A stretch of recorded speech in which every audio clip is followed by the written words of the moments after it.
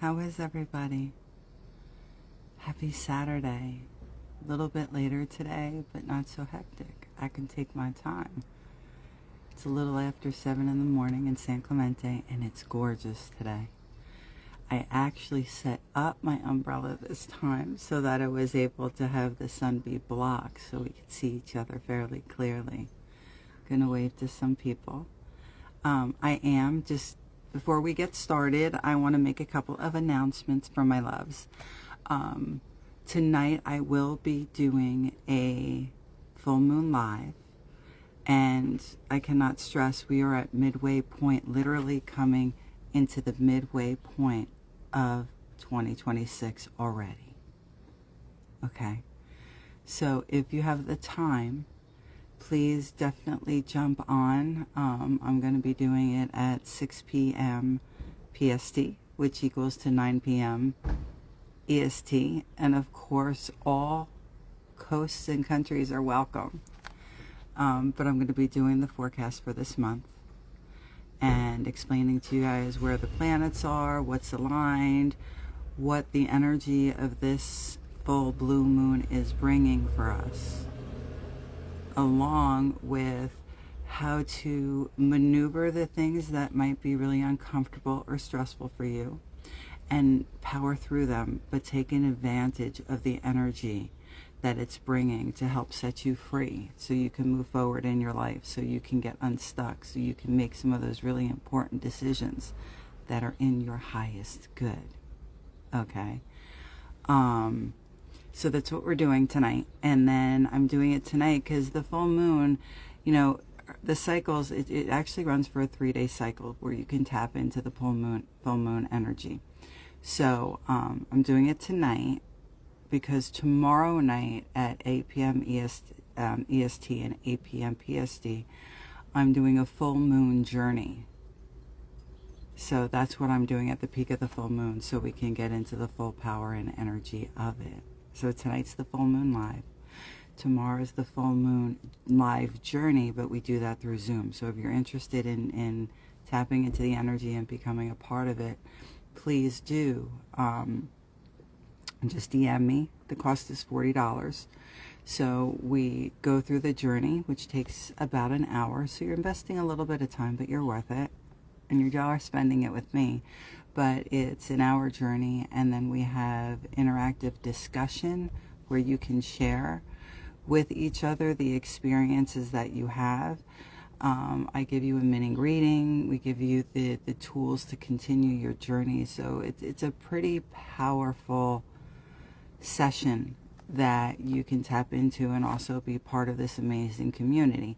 Now, for anybody who can't make that time, we can do a full moon journey later today, another time tomorrow, or Monday for the people who cannot make our set times, as well as if you wanted to do a one-on-one session with me, or you had your own little group that wanted to do this journey together, just let me know. And we'll get it in and get it done if I have the time available, if I have no other sessions that are going on.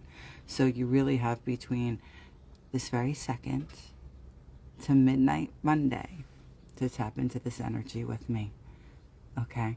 Because it's time. It's a destiny year. Remember, this year is so important because it's going to be affecting the next 10 to 20 years of your life, okay? So, thank you so much. Yesterday was the best. Yesterday was insane. But I was just like, you know what? No, I made a promise. I'm keeping it. It doesn't have to be perfect. So thank you, because I was kind of a little bit, I was like, well, here we go. But you got to see a little bit of the craziness, right? But today I did do a weather check. We have gorgeous blue skies here. It's a little chilly in the morning because I'm about a block and a half away from the beach. But it's going to be a gorgeous day, and there's no sign of rain. Not today. Okay, so we are continuing our journey. The Tao of Pooh. Mornings with the Mystic. And we're having a cup of coffee together. with all my favorite, biggest mugs. And this is my universal mug. Because you know my alter ego is a trainer. You know, I have different phases of myself. Transformation, mind, body, and spirit. And some of that is kicking people's butts. All right, so here we go. So this is the Tao of Pooh that we're doing together by Benjamin Hoffman. And I am finishing the chapter I unfortunately did not get to finish yesterday.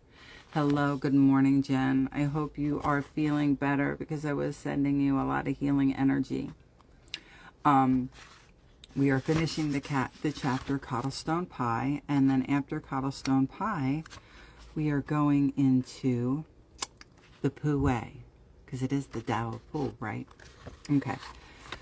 So, that's what we thought. So rather than work against ourselves, all we need to do in many cases is to point our weaknesses or unblended tendencies in a different direction than we have been. The following incident, recorded by the Taoist Leon, can serve to illustrate. In the state of Chu, a housebreaker became a soldier under the General Zhao Fa, a man known for utilizing the abilities of others to a remarkable degree. A short while later, Chu was attacked by the army of the state of Qi. Zhu Fa's men went out to counter the attack, but were driven back 3 times. The Chu strategists exhausted their minds while the enemy forces grew stronger. At that point, the housebreaker stepped forward and asked for a chance to work for the defense of Chu. The general granted his request. That night, the housebreaker sneaked into the Qi camp, entered the general's tent, and removed the curtains from the bed. Zhu Fa sent these back the next morning by special envoy, with a note which explained that they had been found by some men who were out gathering firewood. The following evening, the housebreaker removed the Qi's general's pillow. The next morning, it was returned with a message just like the first. On the 3rd night, the housebreaker removed the general's jade hairpin. It was returned the next morning. That day, the Qi general called his officers together. "One more night," he warned them, "and it will be my head." The troops were ordered to break camp and return home. So there is no such thing as an ability that is too useless, too crooked, or too small. It only depends on what you do with it. As Lao Tzu pointed out, the bad can be raw material for the good. So quite often, the easiest way to get rid of a minus is to change it into a plus. Sometimes you will find that characteristics you try hard to eliminate eventually come back anyway. But if you do the right things, they will come back in the right ways. And sometimes those very tendencies, the ones that you dislike the most, can show up in the right way at the right time to save your life. Somehow. If that's ever happened to you, you'll think twice before setting out to completely unbounce yourself. What do we mean by unbounce yourself? Well, you remember the situation with Tigger? "How did you fall in, Eeyore?" asked Rabbit, as he dried him with Pinklet's handkerchief. "I didn't," said Eeyore. "But how?" "I was bounced," said Eeyore. "Ooh," said Roo, excitedly. Did somebody push you? Somebody bounced me. I was thinking by the side of the river, thinking, if any of you know what that means, when I received a loud bounce. Oh, Eeyore, said everybody. Are you sure you didn't slip? Asked Rabbit wisely. Of course I slipped. If you're standing on the slippery bank of a river and somebody bounces you out loudly from behind, you slip. What did you think I did? But Eeyore, said Pooh, was it a joke or an accident? I mean, I didn't stop to ask Pooh. Even at the very bottom of the river, I didn't stop to say to myself, is this a hearty joke? Or is it the merest accident? I just floated to the surface and said to myself, it's wet, if you know what I mean. So to remove the bounce from Tigger, Rabbit came up with another one of his famous plans. Rabbit, Pooh, and Piglet would take Tigger to some place at the top of the forest, where he'd never been, and lose him there. And from then on, he would be a small and sorry Tigger who bounced no more.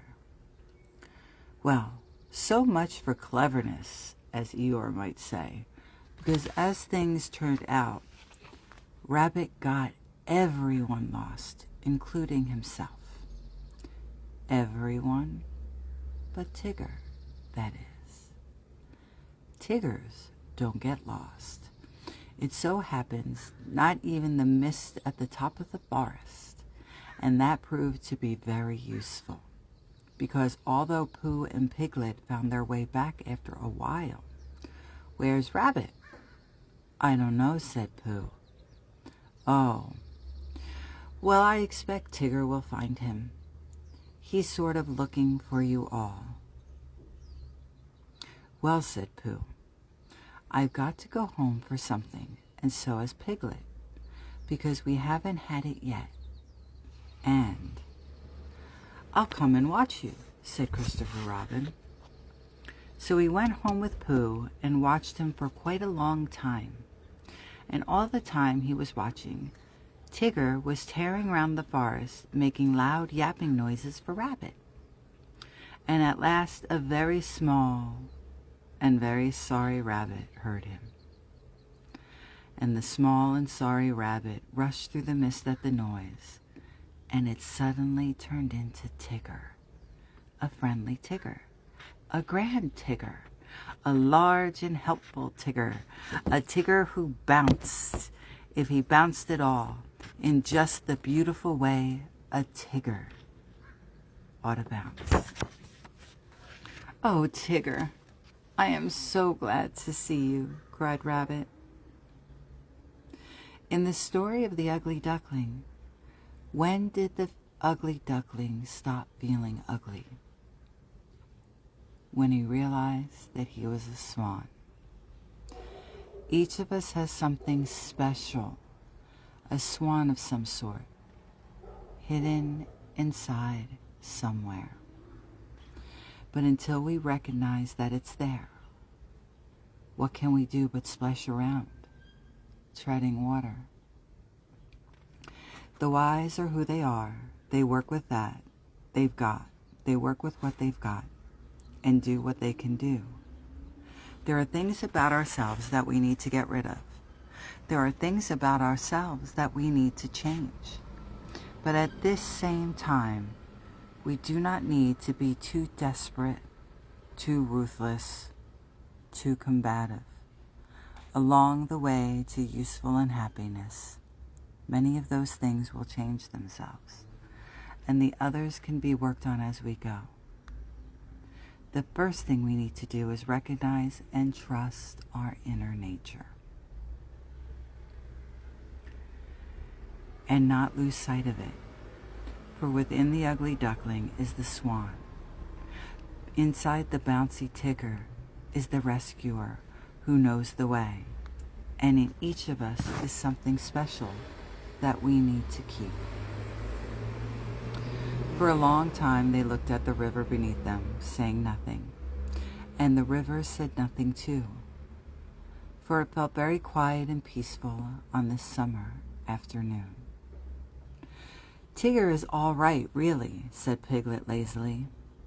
"Of course he is," said Christopher Robin. "Everybody is really," said Pooh. "That's what I think," said Pooh. "But I don't suppose I'm right," he said. "Of course you are," said Christopher Robin. So we finally finished the chapter of the cobblestone pie. So next, we're going to move on to the Pooh Way from the Tao of Pooh.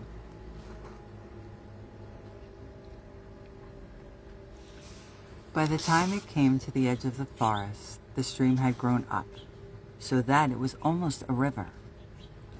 And, being grown up, it did not run and jump and sparkle along as it used to do when it was younger, but moved more slowly.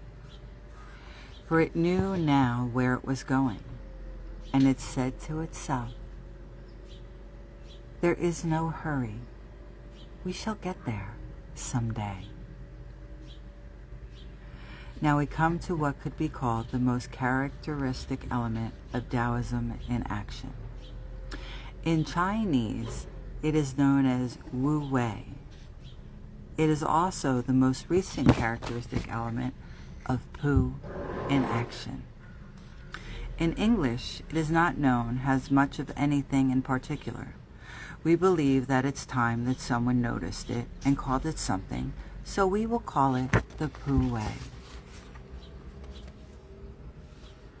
Literally, Wu Wei means without doing, causing, or making. But practically speaking, it means without meddlesome, combative, or egotistical effort. Thank you, Kai. It seems rather significant that the character Wei developed from the symbols from a clawing hand and a monkey, since the term Wu Wei means no going against the nature of things, no clever tampering, no monkeying around. The efficiency of Wu Wei is like that of water flowing over and around the rocks in its path. Not the mechanical, straight line approach that usually ends up short-circuiting natural laws, but one that evolves from an inner sensitivity to the natural rhythm of things. Let's take an example from the writings of Wang Zi. At the gorge of Lu, the great waterfall plunges for thousands of feet. Its spray is visible for miles, and in the churning waters below, no living creature can be seen. One day, Kung Fu Tzu was standing at a distance from the pool's edge when he saw an old man being tossed about in the turbulent water. He called to his disciples, and together they ran to rescue the victim. But by the time they reached the water, the old man had climbed out onto the bank and was walking along singing to himself. Kung Fu Tzu hurried up to him. You would have been a ghost to survive that. Or you would have to be a ghost to survive that, he said. But you seem to be a man, he said. What secret power do you have?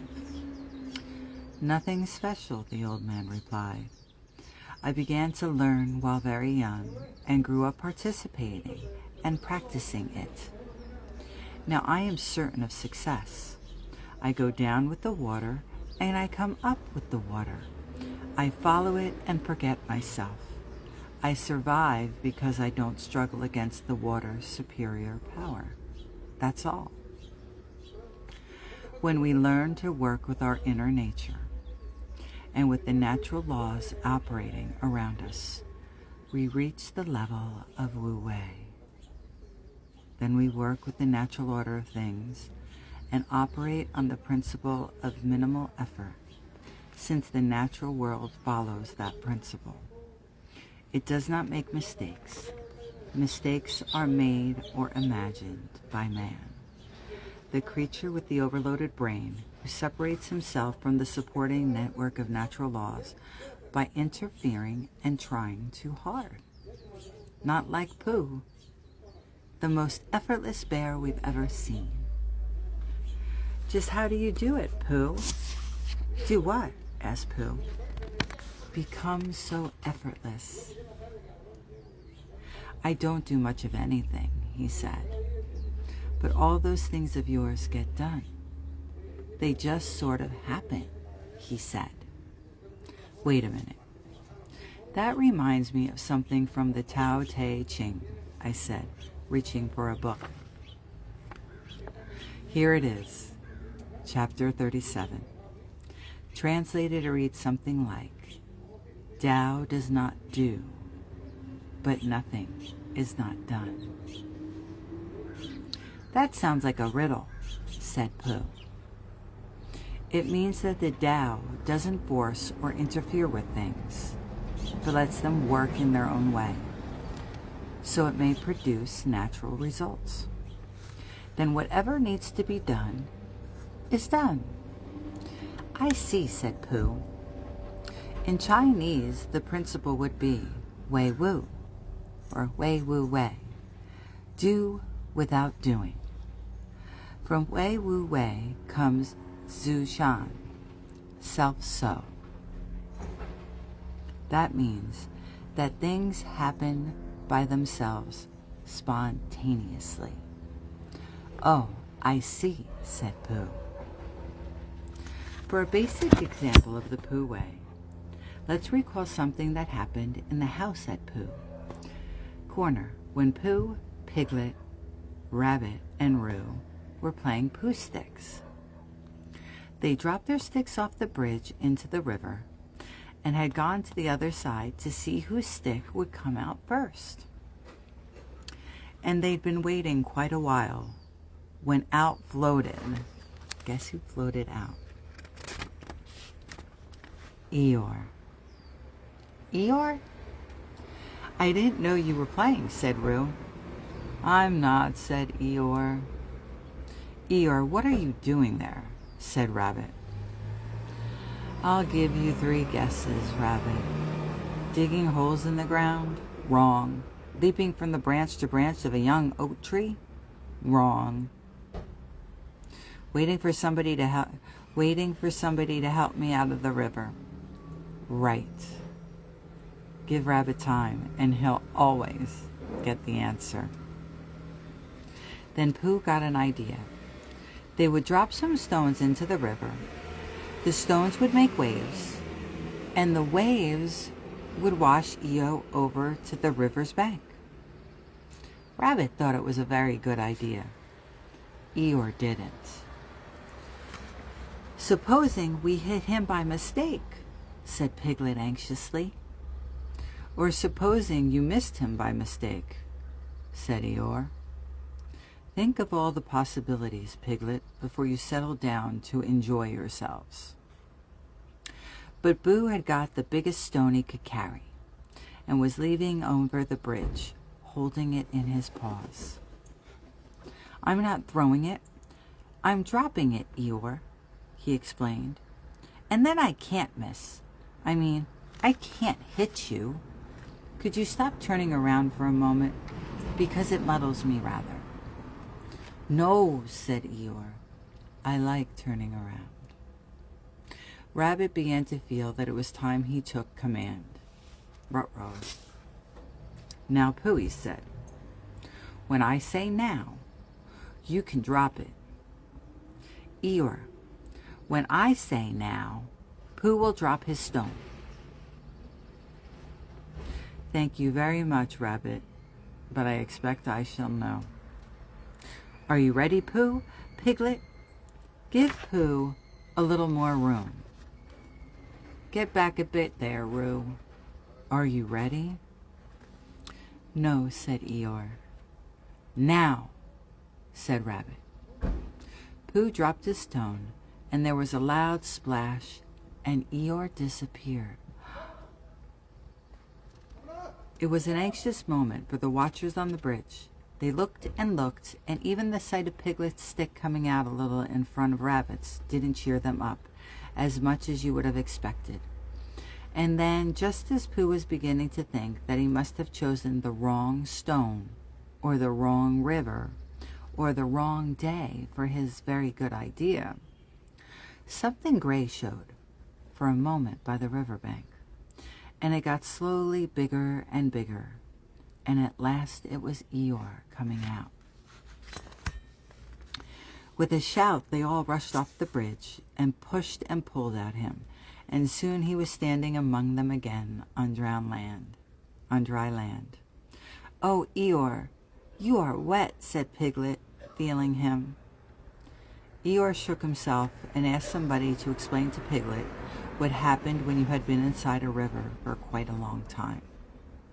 "Well done, Pooh," said Rabbit kindly. "That was a good idea of ours." Cleverness, as usual, takes all the credit it possibly can. But it's not the clever mind that's responsible when things work out.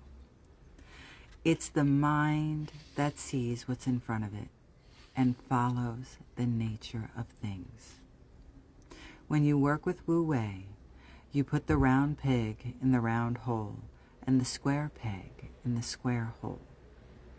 No stress, no struggle.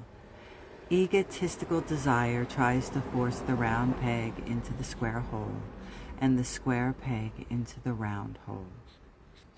Cleverness tries to devise craftier ways of making pegs fit where they don't belong.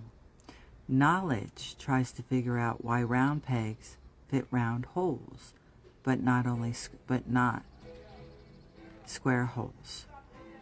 Wu Wei doesn't try. It doesn't think about it.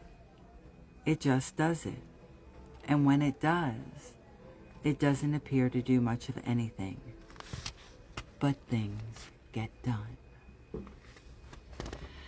Having trouble, Piglet? The lid on this jar is stuck, gasped Piglet. Yes, it is, isn't it? Here, Pooh, you open it. Thanks, Pooh, said Piglet. Nothing really, said Pooh. How did you get the lid off? Asked Tigger. It's easy, said Pooh. You just twist on it like this until you can't twist any harder. Then you take a deep breath and, as you let it out, twist. That's all. Let me try that, yelled Tigger, bouncing into the kitchen. Where's the new jar of pickles? Ah, here it is. Tigger, began Piglet nervously. I don't think you better. Nothing to it, said Tigger. Just twist and crash. All right, Tigger, I said. Get those pickles off the floor. Slipped out of my paw, explained Tigger. He tried too hard, said Pooh. And when you try too hard, it doesn't work. Try grabbing something quickly and precisely with a tensed up arm. Then relax and try it again. Try doing something with a tense spine. The surest way to become tense, awkward, and confused is to develop a mind that tries too hard, one that thinks too much. The animals in the forest don't think too much. They just are. But with an overwhelming number of people, to misquote an old Western philosopher, it's a case of, I think, therefore I am confused. If you compare the city with the forest, you may begin to wonder why it's man who goes around classifying himself as the superior animal. Superior to what? Asked Pooh. I don't know, Pooh. I've tried to think of something, but I just came up with an answer. If people were superior to animals, they'd take better care of the world, said Pooh. That's true, I said. But down through the centuries, man has developed a mind that separates him from the world of reality, the world of natural laws. This mind tries too hard, wears itself out, and ends up weak and sloppy. Such a mind, even if of high intelligence, is inefficient. It goes here and there, backwards and forwards, and fails to concentrate on what it's doing at the moment. It drives down the street in a fast-moving car and thinks it's at the store, going over a grocery list. Then it wonders why accidents occur. When you work with Wu Wei, you have no real accidents. Things may get a little odd at times, but they work out. You don't have to try very hard to make them work out. You just let them. For example, let's recall the search for small. Small, which is short for very small beetle, we were told disappeared one day on his way around a gorse bush. Nobody knew what happened. So the search was begun, and soon everyone was trying very hard to find small. Everyone, of course, had been organized and directed by Rabbit. Everyone, of course, except for Pooh. Ow, squeaked something. That's funny, thought Pooh. I said, ow, without really oohing. Help, said a small, high voice. That's me again, thought Pooh. I've had an accident and fallen down a well, and my voice has gone all squeaky and works before I'm ready for it. Because I've done something to myself inside. Bother. Help, help. There you are. I say things when I'm not trying, so it must be a very bad accident.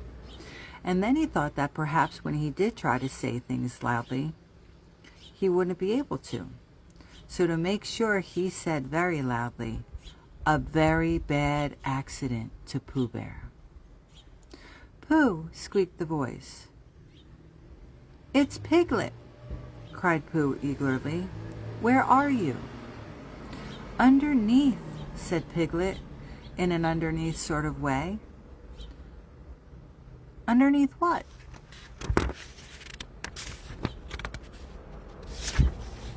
Well, hold on a minute. Oh, I guess it is that. Well, after that had been straightened out, Pooh, he cried, there's something climbing up your back. I thought there was, said Pooh.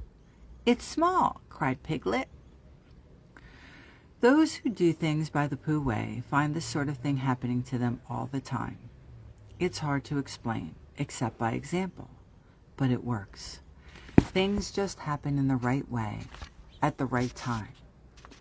At least they do when you let them. When you work with circumstances instead of saying, this isn't supposed to be happening this way, and trying hard to make it happen some other way.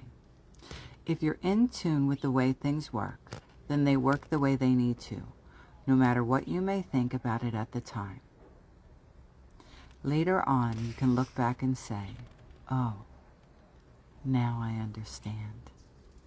That had to happen so that those could happen, and those had to happen in order for this to happen. Then you realize that even if you tried to make it all turn out perfectly, you couldn't have done any better.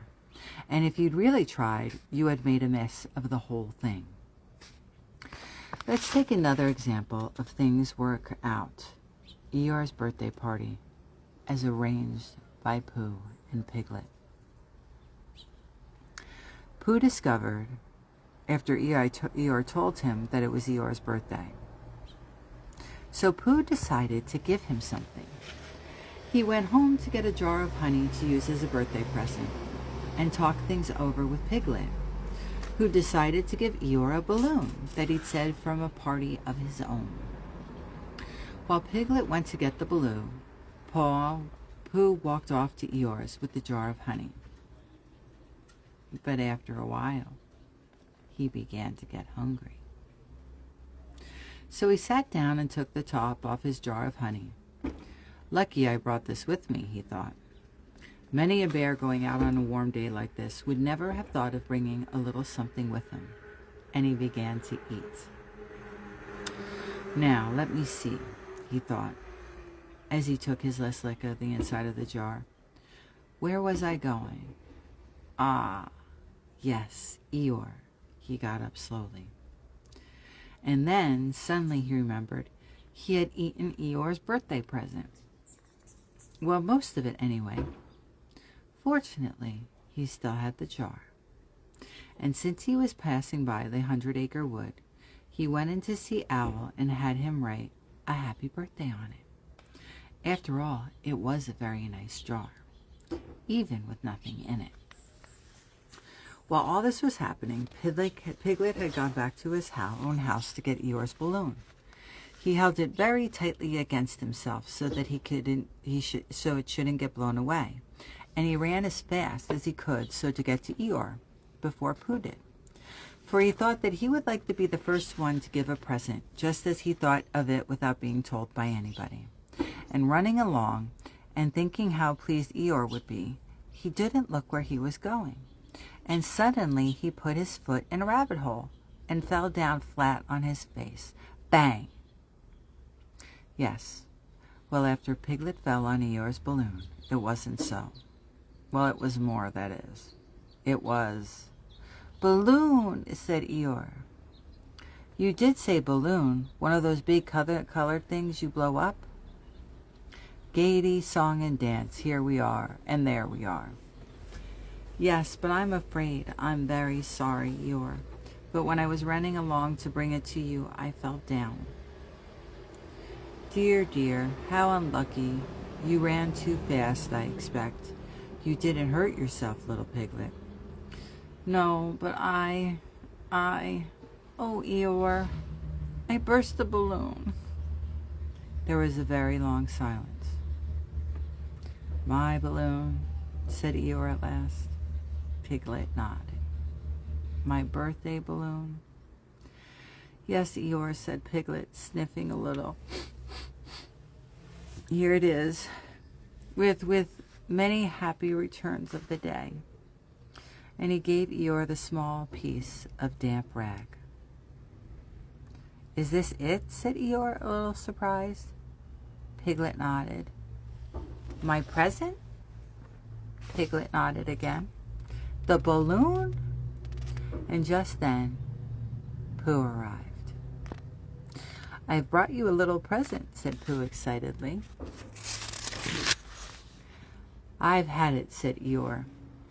Pooh had now splashed across the stream to Eeyore, and Piglet was sitting a little way off, his head in his paws, snuffling to himself. It's a useful pot, said Pooh. Here it is, and it's got a very happy birthday with love from Pooh written on it. That's what all that writing is, and it's for putting things in there. Then Eeyore discovered that since the balloon was no longer as big as Piglet, it could easily be put away in the useful pot and taken out whenever it was needed, which certainly it can't be done with the typical unmanageable balloon. I'm very glad, said Pooh happily, that I thought of giving you a useful pot to put things in. I'm very glad, said Pooh happily, that I thought of giving you a useful pot to put things in. I'm very glad, said Piglet happily, that I thought of giving you something to put in the useful pot. But Eeyore wasn't listening. He was taking the balloon out and putting it back in, as happy as could be. So it all worked out. At its highest level, Wu Wei is indefinable and practically invisible, because it has become a reflex action. In the words of Wang Zi, the mind of Wu Wei flows like water, reflects like a mirror, and responds like an echo. Just like Pooh, I say, just like Pooh. Well, what? Said Pooh, waking up suddenly and falling out of the chair. What's like who? What flows like water, reflects like a mirror, and responds like an echo. Oh, a riddle, said Pooh. How many guesses do I get? Oh, I don't know. Let's just see what happens. What could it be, he mumbled. Flows like water. Using Wu Wei, you go by circumstances and listen to your own intuition. This isn't the best thing to do this. I'd better go that way. Like that. When you do that sort of thing, people may say you have a sixth sense or something. And all it really is, though, is being sensitive to circumstances. That's just natural. It's only strange when you don't listen. And I'm going to reread that again because it's important. Using Wu Wei, you go by circumstances and listen to your own intuition. This isn't the best time to do this. I'd better go that way. Like that. When you do that sort of thing, people may say you have a sixth sense or something. All it really is, though, is being sensitive to circumstances. That's just natural. It's only strange when you don't listen. One of the most convenient things about the sensitivity to circumstances is that you don't have to make so many difficult decisions. Instead, you can let them make themselves. For example, in the house at Pooh Corner, Pooh was wandering around one day, trying to decide whom he wanted to visit. He could go see Eeyore, whom he hadn't seen since yesterday, or Owl, whom he hadn't seen since the day before yesterday, or Kangaroo and Tigger, all of whom he hadn't seen for quite a while. How did he decide? He sat down on a rock in the middle of the stream and sang a song. Then he got up and wandered around again, thinking about visiting Rabbit, until he found himself at his own front door. He went inside, got something to eat, and then went out to see Piglet. That's how it was when you use the Pooh Way. Nothing to it, no stress, no mess. Now, a stream? Asked Pooh. What? The answer. A stream flows like water, reflects like a mirror. But it doesn't respond like an echo, I said. Yes, it does, said Pooh. Well, you're close, sort of, I guess. Just give me more time, said Pooh. The Wu Wei approach to conflict solving can be seen in the practice of the Taoist martial art, Tai Chi Chuan. The basic idea of what is to wear the opponent out either by sending his energy back at him or by deflecting it away in order to weaken his power, balance, and position for defense. Never is force opposed with force.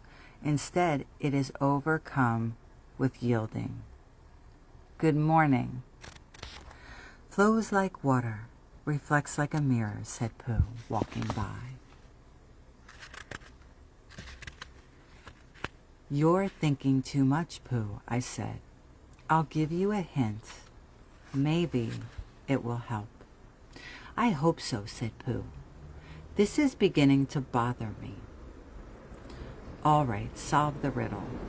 You need to let your mind flow along and reflect what it sees. Then it can respond with the answer. Get it? No, said Pooh. Oh well. Let me see. Flows like water, muttered Pooh. The Wu Wei principle underlining Tai Chi Chuan can be understood by striking at a piece of cork floating in the water. The harder you hit it, the more it yields. The more it yields, the harder it bounces back. Without expending energy, the cork can easily wear you out. So Wu Wei overcomes force by neutralizing its power, rather than by adding to the conflict. With other approaches, you may fight fire with fire, but with Wu Wei, you fight fire with water. I know, said Pooh.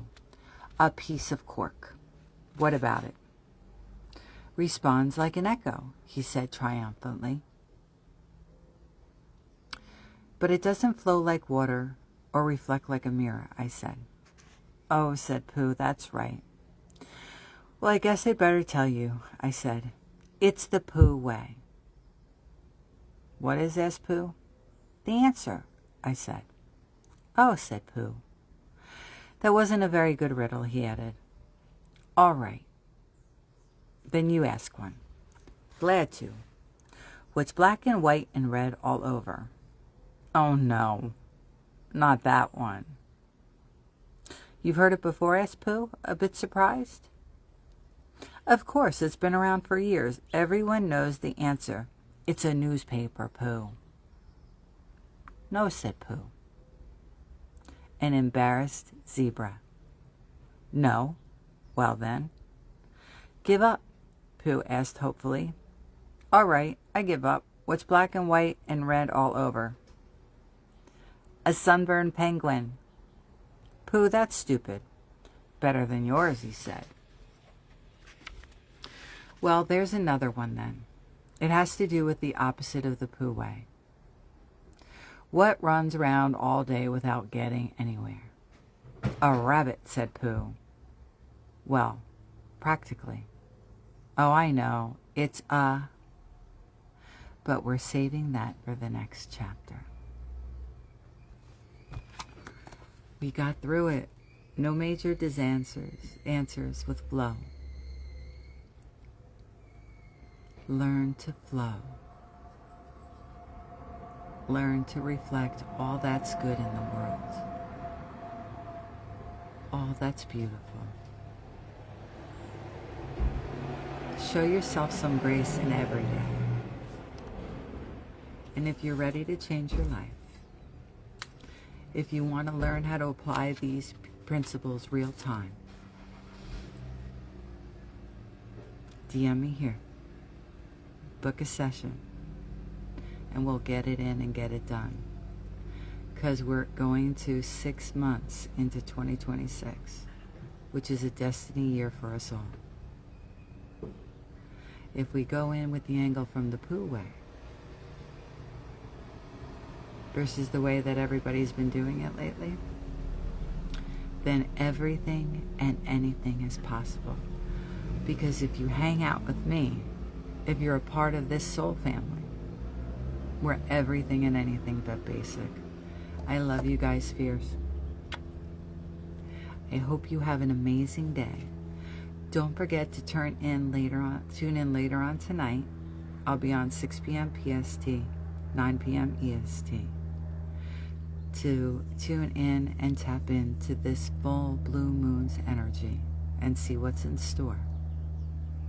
And DM me as soon as you can to register for tomorrow night's full moon live journey, which I'll be doing 8 p.m. PST, 8 p.m. EST, and all coaster welcome. I love you guys fierce. Thank you for sharing a cup of coffee with me and hearing about the Tao of Pooh. Have an amazing day. Have an amazing weekend. Be brilliant for me and shimmer. I love you guys.